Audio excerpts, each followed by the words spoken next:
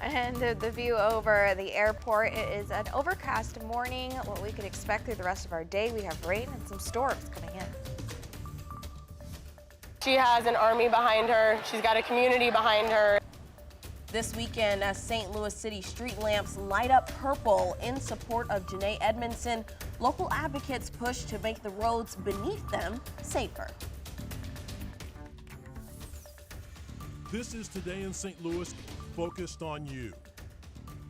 Well, good Sunday morning to you. We're waking up with a live look at the Science Center's planetarium, lit up this morning in a new USA Today Reader's Choice poll. Guess what? The Science Center won second best free museum in the country. Yay, Science Center! For sure. You know, the National Infantry and Soldier Center in Georgia actually won first place.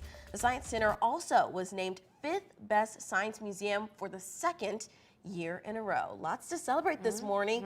Good Monday. Good morning. It's Monday. Sunday. Let's not. I know, right? Let's just hold off for a little bit. It's Sunday, February 26th. I'm Sydney Stallworth. Thanks so much for joining us. Tracy Henson is here. Tracy, we look so bright and colorful this morning. Yeah, ketchup and mustard Oh, for yeah. us this morning. Exactly. Or maybe I'm just hungry. Maybe, yeah. I am too. What can we look forward to today with the weather, Tracy? You know, today's going to be overcast, and we're going to have a few showers, and then things are going to get a little interesting tonight into tomorrow. So it'll be a bumpy night for us. But you can see here on the Doppler radar, that's where that current disturbance is right now. Coming up, it'll travel along Interstate 44, as it often always does.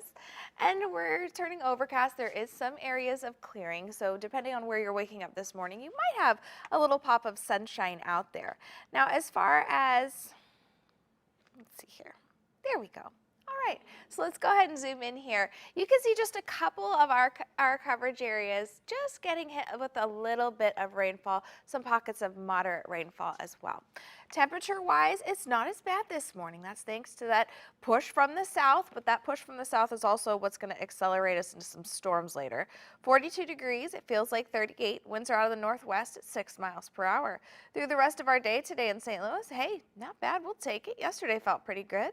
Mid-50s, we will have a chance for a few little spotty showers. Nothing crazy, but very light throughout our day today.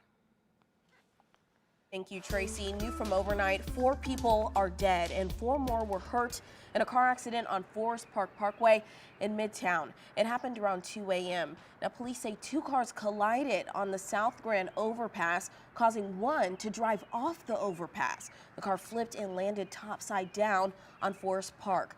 We're going to update you on air and online as we learn more information. Also new this morning, child abuse detectives have taken over the investigation into a teenage girl shot in the cheek by her younger sibling. It happened just before 6:30 last night on Miami, about a block east of Gravois Park. We're waiting to hear how her sibling got a hold of the gun and if any charges will be filed. This morning, 1 person is recovering and another has passed away after a car crash in South City. It happened just before 1:30 yesterday afternoon at Bates and Morganford, not far from Gravois. Right now, we're waiting for police to get back to us about what caused this crash. This morning, the famous St. Louis restaurant Crown Candy is boarded up. The owner tells us someone broke the front window either late Friday night or early Saturday morning. He's got a theory on what might have happened. My conclusion, it was an alcohol-fueled domestic disturbance, and apparently somebody got mad and punched our window instead of the person they were arguing with. He says vandalism like this has made him consider moving from St. Louis Avenue in North City. For now, he'll stay put because he loves being part of that historic community. This weekend, the streets of St. Louis and the Wheel at Union Station all lit up purple to honor Janae Edmondson.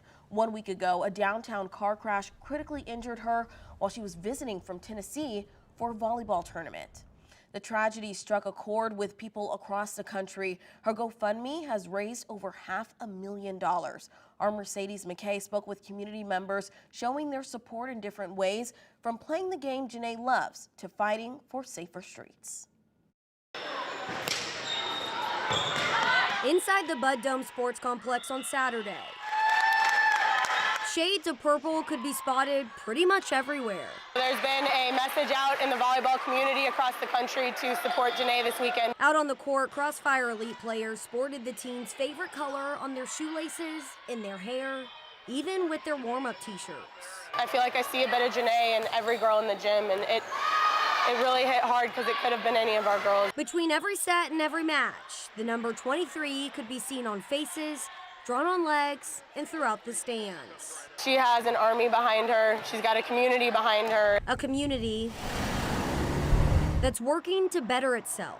We're going to have to take our time to figure out how to redesign and retrofit what already exists. Christy Holland is the co-chair of the St. Louis City Community Mobility Committee. The group advises the board on mobility issues around the city. It's not always necessary to drive, but it's also very dangerous in St. Louis to travel beyond a car. Traffic violence is an issue that the other co-chair, Liz Kramer, describes as a perfect storm. We haven't been able to invest in infrastructure in the way that other cities have in the past. We also have a state that doesn't make rules that allow us to be safe on the roads. That's just to name a few. One major thing the group is working on is how to make the city's roads smaller. We have so much space in St. Louis, and our roads are designed for people to go fast. With street safety on everyone's mind, I feel worried about, can I really bike to my friend's place, or am I going to get hit on the way there? the entire community has one main message for Janae. Just know that everybody's praying for you. Don't give up. Keep fighting. You're doing great, and you got this. Mercedes McKay, 5 on your side. If you'd like to help Janae and her family, text the word SUPPORT to 314-425-5355, and we'll send you a link to her GoFundMe.